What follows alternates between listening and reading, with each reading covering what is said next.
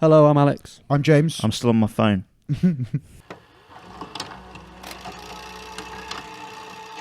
Hello, I'm Alex. I'm James. And I'm Dan. We're the Ragamuffins. And 2000 Trees released their first lineup. Let's see what we think.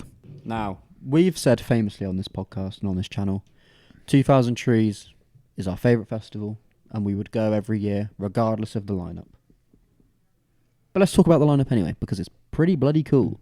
It just so helps that they tend to book pretty good bands anyway. So. Yes, and it's notoriously difficult, dare I say, impossible to predict what the lineup's going to be, because we tried and we were fucking nowhere near. I feel like every time we just missed the mark.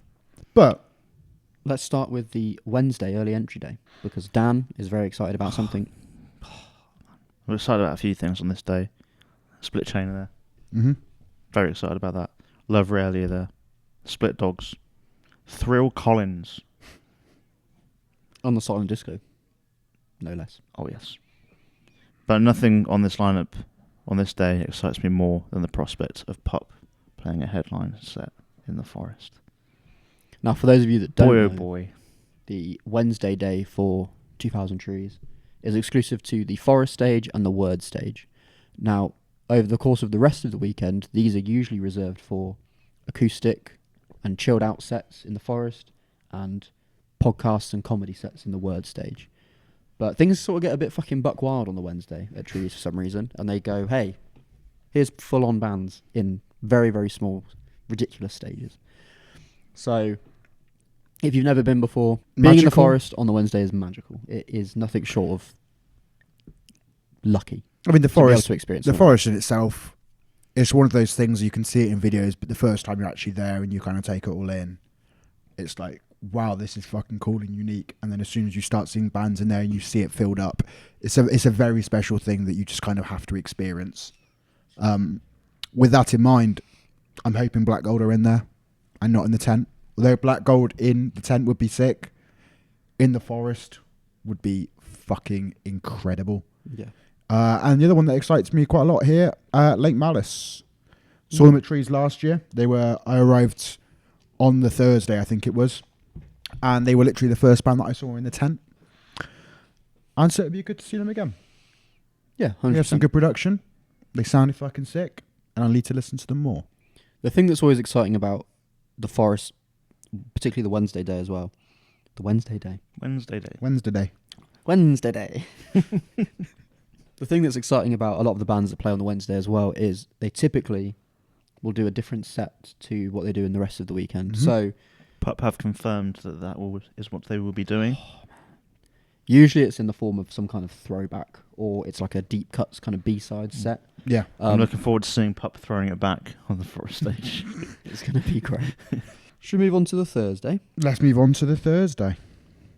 Who are you excited by, Ali? I mean, straight away, Pup. No, let's talk about the only headliner that's been announced so far, Alkaline Trio. I feel like a lot of the time with Trees, their headliners are impossible to predict, but kind of obvious in hindsight. Yeah. And as soon as That's I how I saw feel this, about I this. thought, yeah, Yeah, it fits. sure, It fits. absolutely.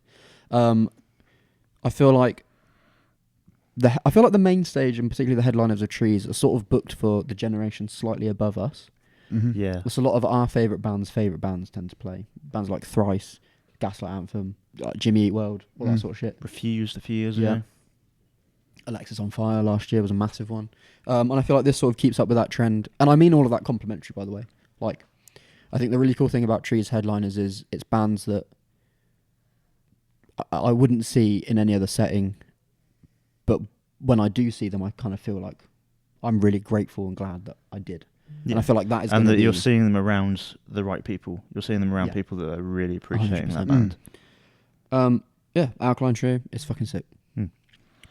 I'm excited by Scowl. I think you saw them at Slam Dunk this year.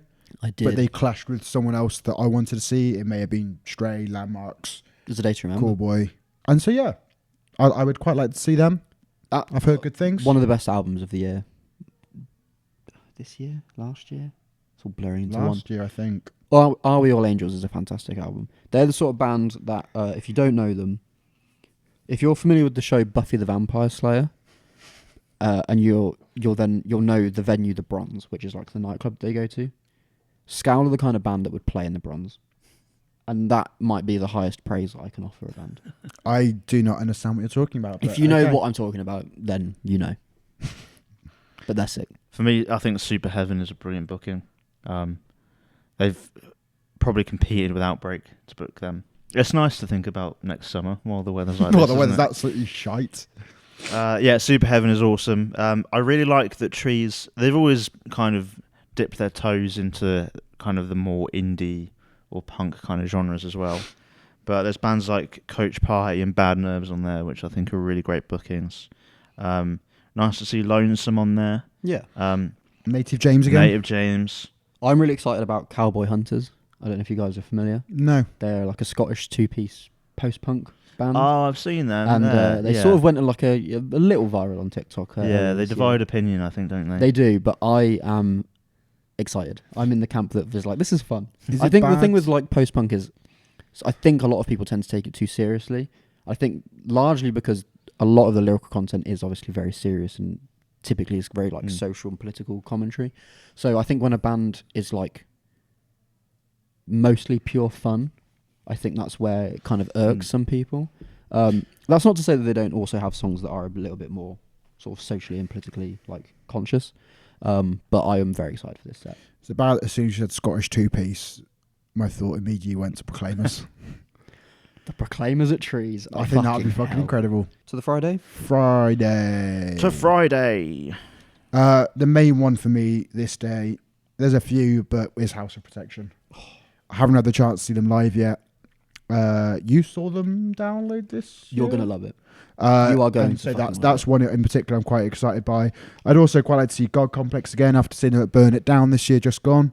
Really, really enjoyed their set. And another one on there from Burn It Down is Knives. It's a good job Truck were booked on a different day to Truck Violence, isn't it? Yes. That could have been dangerous otherwise. We don't want Truck and Truck Violence to collide. But Knives is a really fun booking. Yes, definitely. Glitter was one of the coolest albums of the year.